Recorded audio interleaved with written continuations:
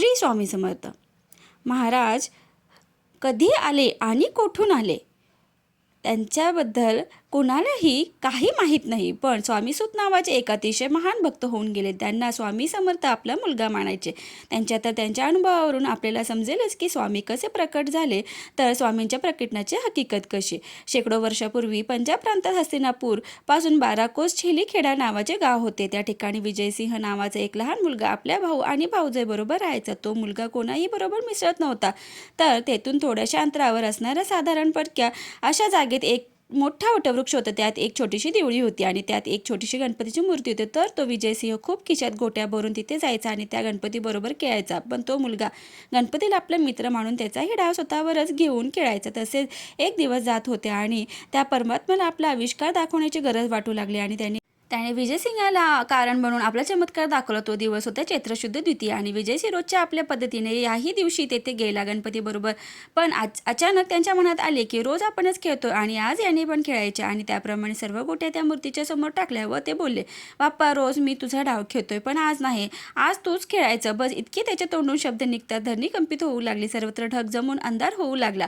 वारे वेगाने वाहू लागले आणि कोणालाच काही कळेना की काय होतंय. पण आज काय करणार ती अद्भुत शक्ती आज प्रकटणार होती आणि तिच्याच आगमनाची ही सूचना होती. व ज्या ठिकाणी गणेश मूर्ती होती त्या ठिकाणी धरणी दुभंगून एक 8 वर्षांची अतिशय तेजस्वी एक बालमूर्ती प्रकटली आणि ते दुसरे तिसरे कोणीही नसून प्रत्यक्ष परब्रह्म श्री स्वामी समर्थ महाराज. व तो विजयसिंह गोट्या खेळताना तेव्हा स्वामींकडून हरला आणि बालरूप स्वामींनी त्याला गोट्या उधार दिल्या आणि परत भेटण्याचे वचन देऊन तेथून ते गुप्त झाले. थोडक्यात स्वामींचा अवतार हा पंजाब प्रांतात हस्तिनापूर पासून 12 कोस म्हणजेच जवळपास 24 किलोमीटर छेलीखेडा नावाच्या गावात वटवृक्षाच्या जवळ गणेश मूर्ती शेजारी झाला. आता शंका होईल की ही गोष्ट कशी काय कळली, पण या गोष्टीचा उलगडा आज झाला. कोकणातील हरिभाऊ स्वामीसूत हे अक्कलकोटला आले होते आपल्या एक इच्छापूर्तीसाठी. तेव्हा तिथे काही दिवस वास्तव्याला होते आणि एक दिवस स्वामींनी त्यांना जवळ बोलावले, मांडीवर घेतले, सांगितले की आजपासून तू माझा सूत झालास.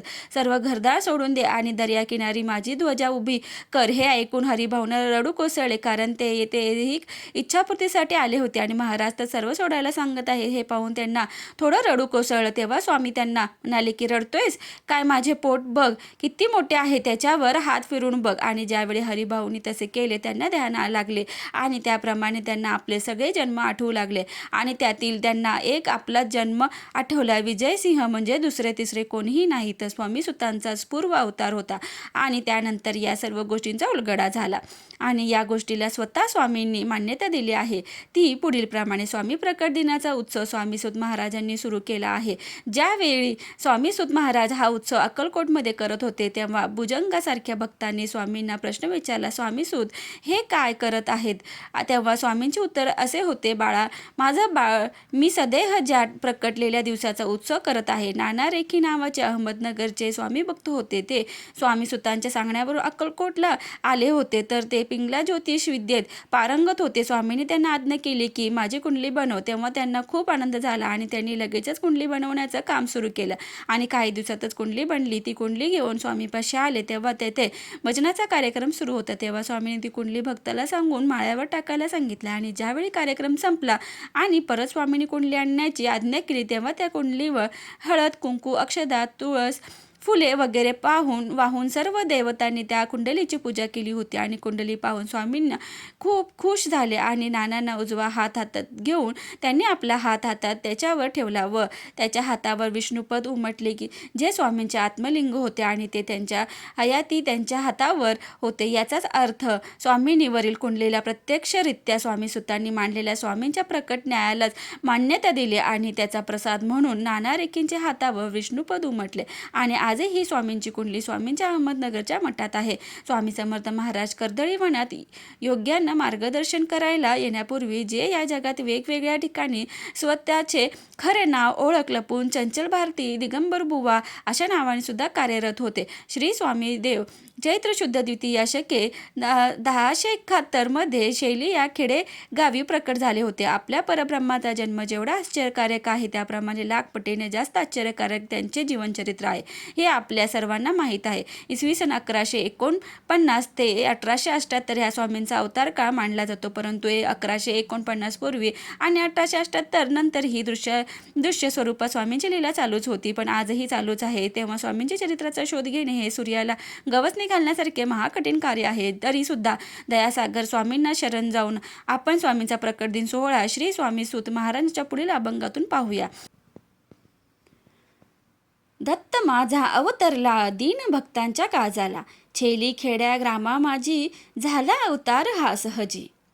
गोटी खेळण्याचा रंग तेव्हा मनी झालो दंग, तेथे होता विजयसिंग आता येथे करू रंग.